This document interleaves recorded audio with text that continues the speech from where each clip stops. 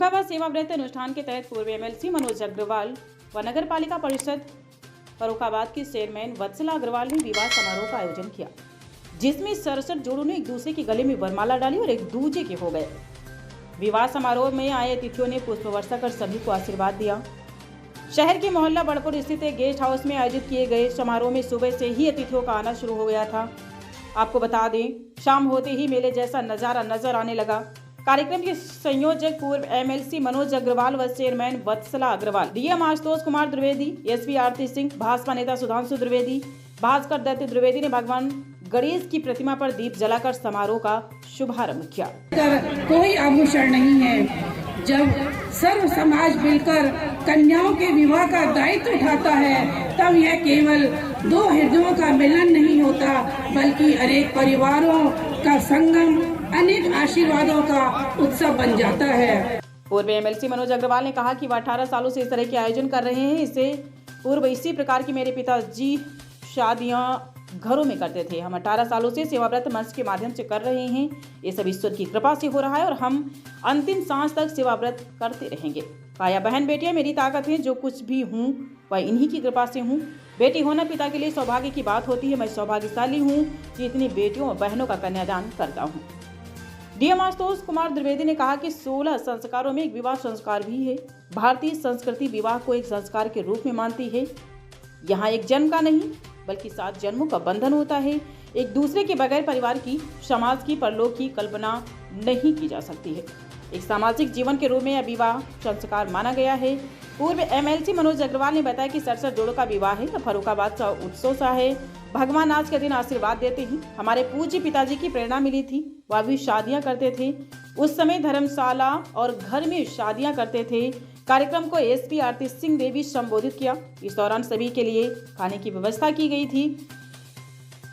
9 दंपतियों दिया गया उपहार। जी हाँ, 9 दंपतियों को अलमारी, कुर्सी, पलंग, गद्दा, तकिया, रजाई, मंगलसूत्र, पायल, डिनर सेट, नथनी, साड़ी, बर्तन, बक्सा आदि घरेलू सामान भी उपहार में दिया गया। एक सांस्कृतिक श्रेष्ठता को परिभाषित करता है भारत में। भारतीय संस्कृति ही विवाह को एक संस्कार के रूप में मानती है। अन्य संस्कृतियां आप देखेंगे तो एक कॉन्ट्रैक्ट के रूप में मानती हैं। यहाँ एक जन्म का नहीं, 7 जन्मों का बंधन, पारस्परिक समर्पण की बात की जाती है। जय गणेश जय गणेश जय गणेश देवा, माता जगती पार्वती पिता महादेवा।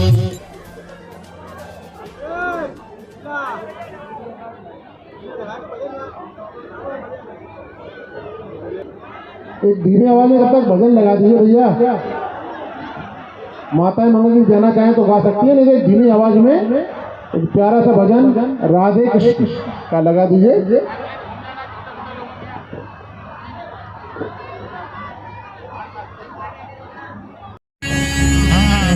राम राम जय सीताराम, राम राम जय राजा राम, राम राम जय सीताराम, राम राम जय।